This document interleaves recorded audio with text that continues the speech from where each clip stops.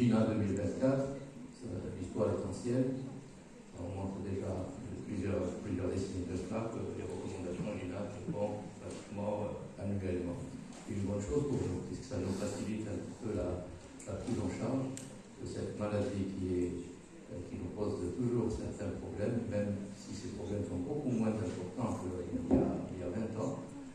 Et ça, c'est dû au développement, notamment dans l'industrie pharmaceutique et les nouvelles molécules dont nous disposons. Et on se réjouit, nous aussi, ici en Algérie, depuis maintenant pratiquement 2 ans, nous commençons à recevoir les traitements, les médicaments du palier 5. Je ne répéterai pas tout ce qui a été dit avant pour l'asthme. C'est une maladie qui est hétérogène, chronique, qui est quand même prévalente dans le monde. Et malgré le traitement optimal, il y a toujours ce problème de contrôle de cette maladie. Pratiquement 5% des patients ne sont pas contrôlés. Les symptômes respiratoires, ça se répète toujours. C'est vrai que GINA, tout ça a été fait selon des preuves, mais il n'y a aucune preuve à ramener aujourd'hui concernant les symptômes. On nous redit depuis toujours, depuis le premier GINA, ce sont des symptômes qui ne sont pas spécifiques à l'asthme, mais il y a des symptômes qui nous orientent particulièrement vers cette maladie, notamment la respiration sifflante, l'essoufflement, l'oppression thoracique. Et parfois, il y a, pour les plus anciens, ils se rappellent, des équivalents de l'asthme. Parfois, la maladie est dominée par un symptôme ou deux. Souvent, c'est la toux. C'est la toux qui est le seul symptôme dans certaines situations. Et enfin, le côté fonctionnel, c'est-à-dire la limitation du débit expiratoire qu'il faut rechercher maintenant, qui est pas une condition, mais qu'il faut toujours s'acharner à retrouver cette limitation. Les GINA reprend toujours les phénotypes. Le phénotype clinique que je mets en face de vous, c'est-à-dire l'allergie, l'asthme allergique, l'asthme non allergique, en sachant que l'asthme allergique, la prise en charge est un peu plus simple puisqu'il répond beaucoup mieux aux corticoïdes inhalés que l'asthme non allergique qui peut être neutrophilique ou éosinophilique, parfois même il est posticellulaire. Et puis vous avez l'asthme qui est dominé par une symptomatologie, l'asthme qui se présente uniquement pratiquement avec une toux. Et puis vous avez l'asthme qui apparaît tardivement. Il y a plusieurs années, on appelle ça l'asthme vieilli. L'asthme qui survient à un âge tardif de la vie. Et enfin, vous avez l'asthme avec obésité, qui est une entité maintenant reconnue à part entière. Ce matin, on nous a posé la question, est-ce que l'obésité est un facteur de comorbidité ou un facteur favorisant? Ben, c'est les deux pour l'obésité. Il peut être effectivement un facteur favorisant. Le diagnostic de l'asthme, parfois, tantôt il est surdiagnostiqué, tantôt il est sous-diagnostiqué. Parfois, on traite des patients pour asthme alors qu'ils ne le sont pas, et c'est avec l'évolution, quand on revoit nos copies, on se rend compte que le surdiagnostic et le sous-diagnostic sont fréquents, et les symptômes sont, je l'ai dit, je le répète, souvent non spécifiques. Il y a donc des diagnostics différentiels devant cette toux et la dyspnée. Beaucoup de pathologies dans ces deux, je ne vais pas reprendre les diagnostics différentiels, mais c'est un diagnostic qu'il faut établir, c'est-à-dire éliminer ce qui n'est pas asthme. Et aujourd'hui, même si la spirométrie est plus ou moins accessible dans les grandes villes, je parle pour notre pays bien entendu, mais ça reste toujours un examen, d'ailleurs dans le monde, qui n'est pas toujours accessible. Et même s'il est accessible, parfois il est très mal fait. Et donc, le GINA de 2024 s'il propose, en cas de problème d'accessibilité à cet examen, de se baser, on peut se baser, mais c'est beaucoup moins spécifique que la spirométrie, on peut se baser sur le débit expiratoire de Poix. La caractéristique de ces symptômes et de tout ce que je viens de vous montrer, c'est la notion de variabilité. Les symptômes caractéristiques d'asthme sont caractérisés par leur variabilité au fil du temps, mais également dans leur intensité. Ils sont plus souvent, apparaissent plus souvent la nuit ou au petit matin, et ils peuvent parfois être déclenchés, c'est spécifique quand ils sont déclenchés par certaines situations comme l'exposition au froid, aux allergènes ou bien aux gifles. Et il faut savoir que souvent ils sont déclenchés par des infections virales, notamment en saison froide. Et Maintenant, la variabilité du DEP est également un élément très important dans le diagnostic. Souvent, on le rappelle souvent à nos collègues, il faut toujours avoir un peak flow dans sa consultation, parce que ça pourrait aider dans le diagnostic, surtout si vous retrouvez cette variabilité sur plusieurs semaines, et surtout si cette variabilité dépasse les 10%. Et puis, vous avez également l'augmentation de la fonction pulmonaire après 4 semaines de traitement. On rappelait ça il y a plusieurs années, maintenant le maintient, on appelait ça un test thérapeutique. Donc, vous mettez un malade sous traitement, après 4 semaines, vous revoyez le malade et vous constatez qu'il y a une amélioration clinique, mais également fonctionnelle, avec une augmentation de la fonction pulmonaire, une EMS qui dépasse les 12% par rapport à la valeur initiale, ou supérieure à 200 ml, qui est un élément pratiquement pour mettre le diagnostic. Et parfois, nous sommes obligés de faire des tests de provocation bronchique, et là, il faut rechercher cette positivité de ces tests. C'est des situations particulières, on ne le demande pas tout le temps, on le fait quand on en a vraiment besoin, par exemple dans le cadre des asthmes professionnels. Et là, vous constatez qu'il y a une chute du BEMS de plus de 20% par rapport à la valeur initiale quand on utilise la métaboline. On peut utiliser d'autres tests de provocation, comme par exemple l'exercice standardisé qui est facile à faire, mais qu'il faut faire bien entendu dans un milieu hospitalier parce qu'on peut provoquer des exacerbations sévères d'asthme. Et enfin, pour confirmer cette limitation variable du débit d'air expiratoire, il faut rechercher la variation excessive de la fonction pulmonaire entre les visites, qui est une situation pratiquement quotidienne dans notre travail de tous les jours. Mais il faut savoir que cette variation n'est pas sensible. Elle est spécifique, une grande spécificité, mais elle manque de sensibilité. L'évaluation de la maladie asthmatique, rien n'a changé sur le GINA 2024. Qu'est-ce qu'il faut évaluer? Il faut évaluer bien entendu le contrôle des symptômes et la sévérité de la maladie. Le contrôle, l'asthme est dit de mauvais contrôle si les symptômes sont fréquents ou le malade a souvent recours aux médicaments de secours pour justement calmer sa gêne respiratoire, et si également il y a des exacerbations fréquentes. Les outils, je vous cite ici deux outils les plus utilisés, mais il y en a plusieurs. Les plus utilisés, les mieux validés, c'est l'ACT et l'ACQ, c'est-à-dire l'asthma contre-test et l'asthma contrôle questionnaire. Les facteurs de mauvais contrôle et d'exacerbation ont été revus, mais pratiquement c'est les mêmes. C'est les mauvaises techniques d'inhalation qui est le premier facteur qu'il faut toujours rechercher avant d'aller vérifier l'efficacité de la thérapeutique. L'adhésion au traitement, là, et l'existence ou la présence de comorbidités, les facteurs environnementaux, comme l'exposition aux allergènes, bien entendu le tabagisme, qu'il faut absolument combattre, notamment s'il y a des maladies respiratoires comme l'asthme, certaines professions et certaines prises médicamenteuses. Vous avez cité à la communication précédente pour les AIS. Alors, la sévérité de l'asthme aujourd'hui, depuis maintenant quelques années, une dizaine d'années, est évaluée de façon rétrospective sur la charge thérapeutique, sur l'intensité du traitement nécessaire pour justement obtenir un contrôle des symptômes. Et cette sévérité doit être appréciée après au moins 2 à 3 mois de traitement de la maladie. C'est une définition qui est très intéressante puisqu'elle est très utile justement pour détecter ou retrouver les asthmes difficiles à traiter et les asthmes sévères. Maintenant, la fonction pulmonaire, c'est-à-dire l'exploration fonctionnelle respiratoire, respirométrie, faut-il la faire ou pas?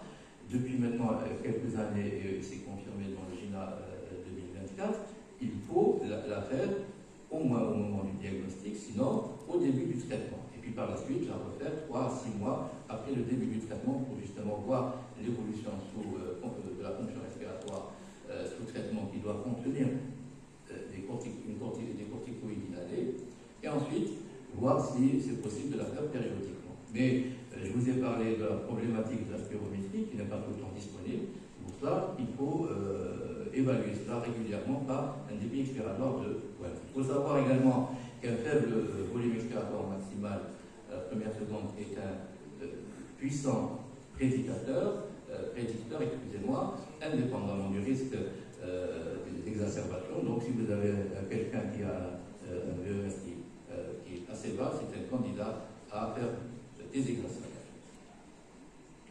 L'asthme reste toujours une maladie, pour les gens qui prennent en charge les asthmatiques, c'est toujours une maladie qui n'est pas très bien prise en charge. On la considère comme une maladie aiguë. Donc on traite les symptômes, on traite les exacerbations, et parfois on oublie de prendre en charge le malade sur le plan du traitement de fond.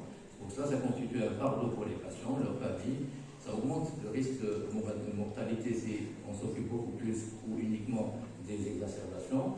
Et ça augmente le risque d'effet indésirable de la corticothérapie orale, puisque souvent les malades ont recours à la corticothérapie orale en automédication. Quels sont les objectifs de la gestion de la maladie dans le GINA 2024? C'est toujours un bon contrôle des symptômes, c'est-à-dire permettre aux malades d'avoir une vie pratiquement quasi normale, pas de troubles du sommeil, pas de limitation de l'activité physique et peu ou pas de symptômes d'asthme rapidement soulagés. Et deuxième objectif très important, c'est de minimiser le risque d'asthme au long cours, c'est-à-dire essayer de ne plus avoir d'exacerbation avec une fonction pulmonaire qui est pratiquement stable si elle n'est pas normale et aucune nécessité, aucun recours à la corticothérapie orale. Mais ça ne suffit pas de contrôler les symptômes, puisqu'il y a l'environnement qu'il faut contrôler, sinon on ne pourra pas garantir, on ne pourra pas obtenir des résultats, les meilleurs résultats au long terme, c'est-à-dire qu'il faut prendre en charge les allergies respiratoires, la pollution, lutter contre le tabagisme, et pour les asthmes difficiles à traiter, il est préférable de demander à ces patients de recourir à un expert, c'est-à-dire un spécialiste, pour prendre en charge. Le traitement de la prise en charge de l'asthme, c'est toujours une prise en charge continue. C'est pratiquement un cycle continu. Il faut donc évaluer, faire un bon diagnostic, évaluer les comorbidités et les facteurs de risque. Ensuite, mettre le malade sous traitement, ajuster ses traitements et revoir tout le temps, remettre en question cette prise en charge tant que vous n'avez pas obtenu un bon contrôle. Depuis maintenant, je pense, le GINA 2022-2023, c'est pratiquement le même schéma que nous suivons. Vous avez donc, dans la prise en charge thérapeutique pharmacologique, des étapes, des paliers. Il y en a 5 paliers. Souvenez-vous, avant, il y avait le palier 1 qui était pratiquement seul, ensuite le palier 2. Depuis maintenant 2019, recourir au sabbat seul, au bronchodilatateur seul, pratiquement est très dangereux. Donc, il y a toujours recours de façon constante à une corticothérapie inhalée. C'est comme ça que vous avez le palier 1 et 2. Là, en haut, vous avez les traitements préférentiels, et puis vous avez en bas les traitements alternatifs. Donc, pratiquement en population générale, il est préférable de suivre, si on a les moyens de suivre les traitements préférentiels. Le stade pratiquement 1 et 2, on met les malades sous corticothérapie inhalée pour monter à la faible dose, et plus vous augmentez donc, dans les paliers, plus vous augmentez, plus vous allez avoir une charge thérapeutique plus élevée. Le palier 7 est un palier qui concerne pratiquement les asthmes sévères où on a recours à des LAMA et corticothérapie à forte dose, et également un traitement particulier que je vais aborder par la suite, puisque le GINA 2024 donne pratiquement un grand chapitre à la prise en charge de l'asthme sévère. Donc si vous avez, si le malade présente, comment commencer le traitement? Ça c'est souvent la grande question. Par quoi commencer? Et il faut se référer toujours à la symptomatologie des patients, et à ce moment-là, vous pouvez commencer par les thérapeutiques suivantes. Alors, si le malade présente des symptômes quotidiens avec une perturbation du sommeil et une perturbation de la fonction respiratoire, il est recommandé, dans le GINA 2024, de commencer par une dose moyenne de corticothérapie inhalée. Et si les symptômes sont de quelques jours par semaine, avec une fonction respiratoire qui est plus ou moins perturbée, mais moins perturbée que dans le cas précédent, à ce moment-là, on commencera par prescrire des faibles doses de corticothérapie inhalée associées au formoterol.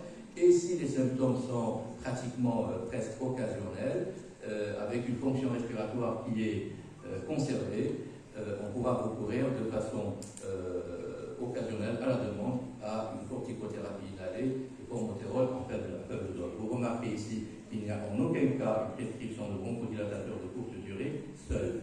Donc une corticothérapie, et ça c'est devant plusieurs études qui ont été faites, qui ont montré que même dans les asthmes légers, le décès était toujours un risque d'évolution fatale de ces patients. Alors comment choisir entre les différentes options? Il faut savoir que le malade est au centre de cette prise en charge. Et donc la décision que le médecin traitant que nous sommes doit prendre doit se faire en discussion avec les patients. Et discuter quoi? Expliquer que le traitement préférentiel sera donné en fonction des preuves de contrôle des symptômes et également selon le phénotype de ces patients. Et puis, en plus de tout cela, il y a les questions qui sont pratiques et qui sont pratiquement récurrentes. C'est, par exemple, cette histoire de technique d'inhalation. On ne prend pas le soin d'expliquer et de revoir avec le malade la technique d'inhalation, peut avoir un échec thérapeutique. Et donc, la technique d'inhalation qu'on peut proposer, plutôt le dispositif d'inhalation, doit être accepté par le patient et ça dépendra du niveau d'instruction de plusieurs facteurs. Il y a également cette notion de croyance des patients et leur préoccupation concernant la prise en charge. Ça, il faut le prendre en considération quand on prend en charge ces patients. Il y a des patients qui refusent de prendre certains médicaments, par exemple, parce que leur croyance leur interdit. Donc, il faut bien discuter avec les patients. C'est pour ça que je vous dis que la décision de la prise en charge doit se faire selon un plan de prise en charge qui est établi en même temps avec les patients. L'asthme difficile à traiter ou l'asthme sévère, je vous ai dit que c'est le palier pratiquement 5 où il y a la charge thérapeutique la plus importante. Vous avez un recours à la corticothérapie inhalée avec la barre courte dose, les LAMA, les antilopotriens, c'est-à-dire on utilise pratiquement tout ce qu'on a sous la main pour obtenir ce contrôle. Mais attention, avant d'aboutir à ce stade, il faut toujours contrôler l'environnement et vérifier si le malade prend réellement son traitement. Est-ce qu'il achète son traitement? Est-ce qu'il le prend quand il l'a? Parce que souvent on a la mauvaise surprise d'avoir des patients qui partent par, j'allais dire timidité, non, n'arrivent pas à acheter leur traitement, donc ils ne nous l'avouent pas. C'est après plusieurs consultations qu'on le découvre. Donc vérifiez toujours que le malade prend réellement son traitement. S'il l'a acheté, on va acheter chez nous, donc souvent il y a la couverture sociale qui pratiquement a réglé la majorité des cas dans cette situation. Et puis il y a le contrôle de l'environnement et la lutte contre la prise en charge des comorbidités et également la lutte ou le sévrage tabagique. Il faut toujours prendre en considération avant de conclure à une mauvaise réponse au traitement et d'augmenter donc la charge thérapeutique. Alors, les malades qui reçoivent pratiquement une charge thérapeutique importante du palier 5 après quelques mois, il faudra évaluer, et si on arrive à obtenir un contrôle, on va commencer à diminuer la corticothérapie orale, parce que ce sont souvent des patients qui sont sous corticothérapie orale. Et si on n'arrive pas à obtenir ce contrôle, il ne s'agit pas d'un malade difficile à traiter, il s'agit pratiquement d'un asthme sévère, et donc il faut le prendre en charge comme tel. Et dans ce cas-là, il faut évaluer le phénotype, il faut faire certaines investigations recommandées par le GINA. Vous avez ici une liste d'examens d'investigation spécialisés qu'on peut faire dans le cas des asthmes sévères, notamment la recherche d'une hyperéosinophilie, et bien entendu rechercher le phénotype TH2 ou pas, parce que généralement les phénotypes TH2, on peut leur proposer certaines thérapies ciblées. Les phénotypes non TH2 sont plus difficiles à prendre en charge, résistent beaucoup plus, bien entendu, à la corticothérapie. Aujourd'hui, dans le GINA 2024, il y a une nouvelle, c'est pas aussi nouveau que ça, parce que quand on prend en charge un malade, la particularité de l'asthme, c'est que c'est une maladie qui évolue de façon paroxystique, c'est-à-dire elle est faite d'exacerbation, d'accalmie, Et donc, il y a ce qu'on appelle une rémission.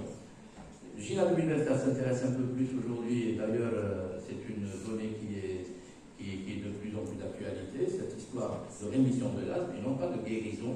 On ne parle jamais actuellement, on ne parle jamais de guérison, mais de rémission, j'en ai terminé. De rémission, il s'agit donc les rémissions sont de deux types. Il y a une rémission clinique, il y a parfois une rémission complète. Je termine, monsieur le Président.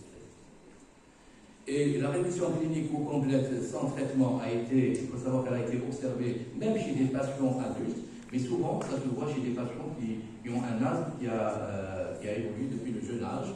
Et la rémission elle est souvent retrouvée quand il s'agit d'un asthme professionnel. Il suffit d'extraire le malade de son milieu professionnel qui est la cause de cet asthme pour obtenir justement une rémission. Il y a plusieurs définitions qui ont été proposées pour la rémission. Absence de symptômes d'asthme, absence d'exacerbation, absence d'utilisation de corticothérapie orale. Vous remarquez, c'est pratiquement les mêmes critères d'un bon contrôle. Et je vous remercie. Merci, professeur Chabati, pour ces recommandations. Vous avez donc rappelé